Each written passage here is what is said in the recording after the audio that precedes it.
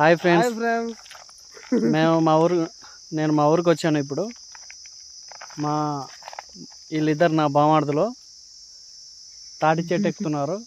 అదే తాటి చెట్టు, అది తాటి చెట్టు ఎక్కుతున్నారు. అది వాడు నా చిన్న బామార్ది రాజేష్, బన్నీ, హర్ష. వీళ్ళు ముగ్గురు నా బామార్దులే. వీళ్ళు ఇప్పుడు దీంట్లో హర్ష అనేవాడు ఇదిగో రెండో బామార్ది ఈ తాటి చెట్టు ఎక్కుతున్నాడు. తాటి నుంచలు ఎలా ఎక్కుతున్నాడో చూడండి ఫ్రెండ్స్.